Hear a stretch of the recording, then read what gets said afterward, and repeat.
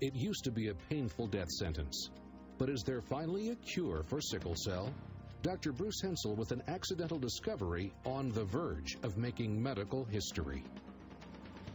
I have this throbbing pain in my leg. Throbbing pain is like somebody squeezing your leg really, really hard, like a giant is squeezing your leg, like trying to break it. Sometimes it just be unbearable or have to come into the hospital in the emergency room. The hospital is a painfully common place for Juanita Gugis and Dave Alberry. They both have sickle cell anemia, and pain is just part of it. Average lifespan of sickle cell patients in this country is about 43 for male and 48 years for female. And all because nature was trying to protect them from this. Malaria. Mosquitoes spread the disease. Their bite injects a parasite into the red blood cells, and it kills millions of people in Africa and parts of the Middle East and Asia. Nature's dangerous answer was a mutation, a simple change in one gene. As a result, in those people, the cells collapse into a sickle shape, so the malaria bug cannot get in. Tragically, the new shape also causes all sorts of problems. It does not carry oxygen as well, so the bones, the heart, the brain may not get what they need.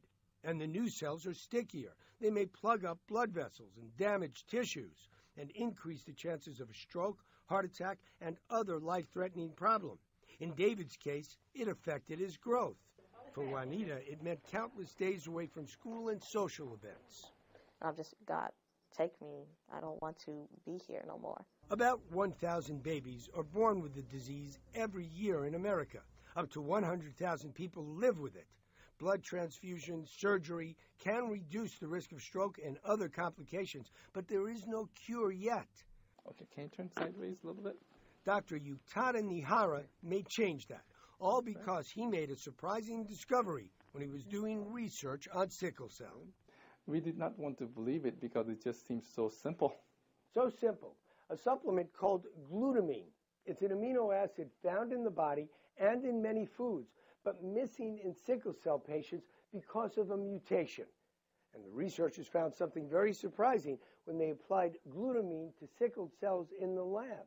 It caused them to open up and become the normal ball-like shape. What this treatment does is we are adding substance that is going to increase antioxidant in red blood cell, and this seemed to prevent all the damages that's caused by sickling. When Nihara and his team began to administer a strong form of glutamine to patients, the results were astonishing. We had about 85% success. A child had kidney dysfunction, which is not uncommon for sickle cell patients. After starting taking this medication, the kidney function started to normalize. And this was really a fascinating story for me because this was one case where things actually reversed. Juanita and Dave volunteered for the study. It's better to try something that could possibly give me a less frequent crisis. Even if it doesn't work for me, it might work for the next person that has sickle cell. David's crises went down from once a month to once every 3 months. Juanita, who used to go to the hospital for treatment 6 times a year, only went once in the last year and a half. Before the research, I didn't think I was going to go to prom.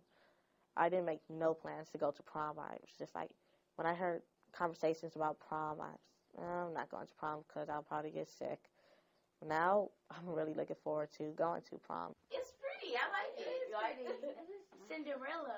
As Juanita makes plans she didn't think were possible just last year, Nihara hopes his treatment will save millions of others. If we can start this in infancy, I think we can prevent these organ damages that will eventually shorten their lifespan. But will the treatment ever get to the people who need it? Sounds like you're right on the verge. What will it take for you to accomplish this? To tell you frankly, we need about $5 more million. For now, it's small steps, measured in different ways. David is starting a career in real estate. And for Juanita, a life-changing metamorphosis.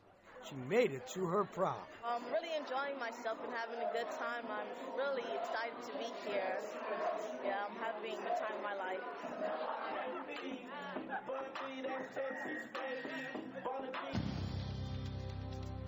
A new lease on life, the major medical breakthrough already changing diabetics' lives. The conclusion of On the Verge, next.